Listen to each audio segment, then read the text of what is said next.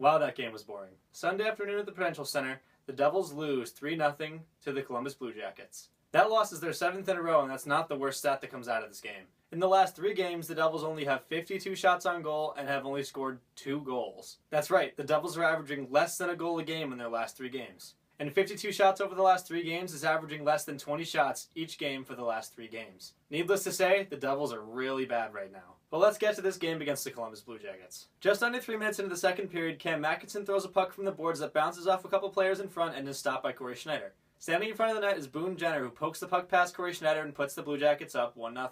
After a second look at this goal, there are 3 players standing right in front of the net that could have moved Boone Jenner out of the way and did not. The Devils' biggest issue this season seems to be that they can't clear bodies from in front of the net, and then they acquired Dalton Prout to help do so. This play where Boone Jenner was not moved from in front of the net, there are 3 players within 1 stick length. Those 3 players are Stollery, Lappin, and, you guessed it, Dalton Prout. About 3 minutes later, Oliver Bjorkstrand picks up the puck at the top of the Devils' left circle. Bjorkstrand walks the puck across the Devils' zone all the way to the middle of the right circle and snipes the puck glove side on Corey Schneider to put the Columbus Blue Jackets up 2-0.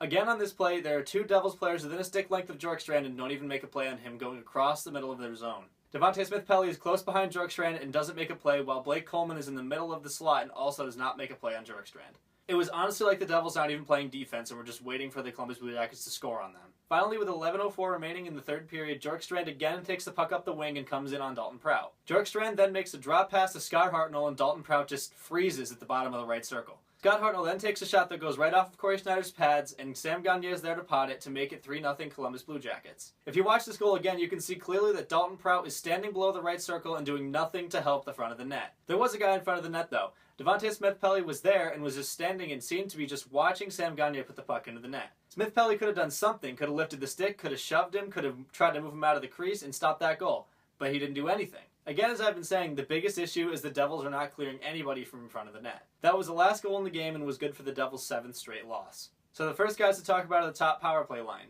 Palmieri, Zajac, and Hall. With the 3 of them having 3 minutes and 16 seconds on the power play, and them only having 5 shots total in the whole game, not even just on the power play, they were clearly very weak. This line got few shots and few good chances on a lot of power play time that they were given. The guy to highlight is Kyle Palmieri. Kyle Palmieri was red hot going into this game, but this game he just seemed to be a little bit off. Maybe you can't blame it all on Kyle Palmieri though, because the Devils had a bad game in general, and if your teammates aren't doing anything, how could you carry? The next guy to talk about might be the reason why this power play line wasn't doing so well, and that's Carl Stollery. Carl Stollery led the Devils with 3 minutes and 23 seconds time on the power play, and clearly he was not a great help. I understand using guys to give them an opportunity, and Carl Stollery has actually earned that opportunity. That being said though, it's unlikely that Carl Stollery will do anything except for be an AHL defenseman for his whole career. I don't understand why Stollery is getting so much time on the power play, especially when there's a very good rookie defenseman who could take that time. Although Santini had 44 seconds on the penalty kill, why was Steve Santini not given any power play time? He needs the experience. Speaking of experience, it's not like John Hines has no sense of it, because he was giving Pavel Zacha time on the power play. My opinion will stay the same on this one, and I think it's great that Pavel Zacha got his 2 minutes and 20 seconds on the power play because we need Pavel Zacha to develop, and clearly this season is a lost cause.